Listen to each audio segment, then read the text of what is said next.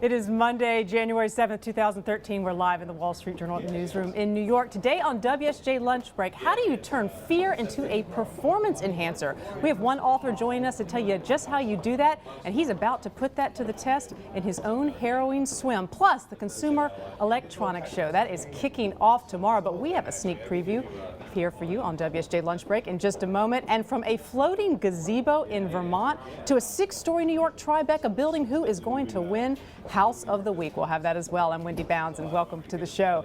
The Consumer Electronics Show, it does not kick off until tomorrow, but we have a sneak preview of some of the coolest gadgets for you right now, coming to you from Kelli Grant. She is live in Las Vegas, and she has been checking out some of these items. She's a senior consumer reporter for MarketWatch. Kelli, welcome. Good morning, Wendy. Good morning. You had a late night last night, but you were playing with a lot of fun toys, I understand. Let's talk about this Focus at Will. How does this work?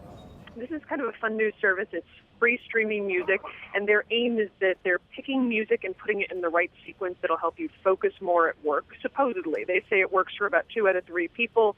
It's free, so why not give it a try? Kind of an interesting idea, though, for sure. I kind of lost my focus there. Maybe I need to try that. So this is a free service, and what's the rough cost? I mean, the rough time frame on when they're going to launch this? Well, it's in beta right now. They haven't said yet when they're going to move out so it's more publicly available, but many people can sign up for that test. They say they're going to have a subscription service at some point, so there will be the opportunity to pay to get extra features, and those of us that are going for the free route may get to see some, or have to see some ads, rather. All right. Now, for any of us who've been on the train or in the car and we've lost power on our cell phone and we're looking for a device that we can plug it into right there without a plug, actually, tell us about Nectar. This promises it can keep our devices powered for up to 2 weeks. Yeah, it's kind of an unusual. We've seen a lot of these backup batteries coming out in recent years, and this one is unique in that it doesn't require a plug. It uses these little cartridges. They're about like the size of a thumb, and they have butane in them, same stuff that's in your cigarette lighter. And they say that one cartridge has enough power to keep your device going for about 2 weeks.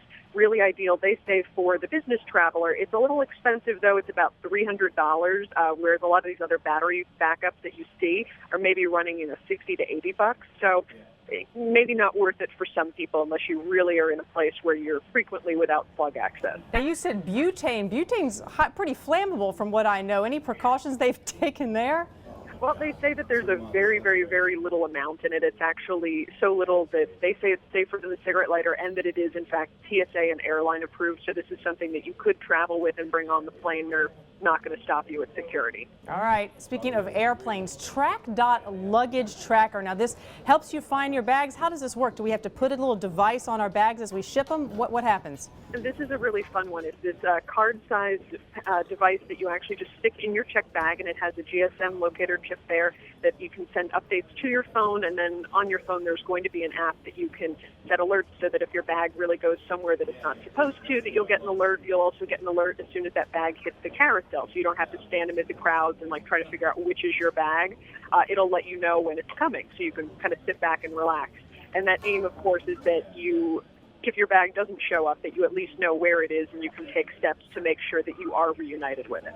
If only I had that over the holidays, Kelli. What's the rough cost? I mean, is there an annual cost on this, a service fee? This is $50 for the device and an extra $13 a year to use it and track. Now, I know you've been seeing a lot of devices that are really geared toward health and basically monitoring our health through our smartphones and other devices. Tell us about the oximeter. Yes, this is an interesting one. We've seen a lot of similar devices this year where this actually is a little tab that you put on your finger and it tracks your pulse. They say it can be used for people who have specific heart and lung concerns at home that require them to track this, but they're really more gearing it toward sports enthusiasts and, oddly enough, pilots. They talk about the risk of hypoxia if you're flying a small aircraft. So this is something that they say that you might actually want to have in the cockpit with you to use to check your vitals every once in a while. Any other health items that you've seen that sort of struck you out there is interesting for us to think about?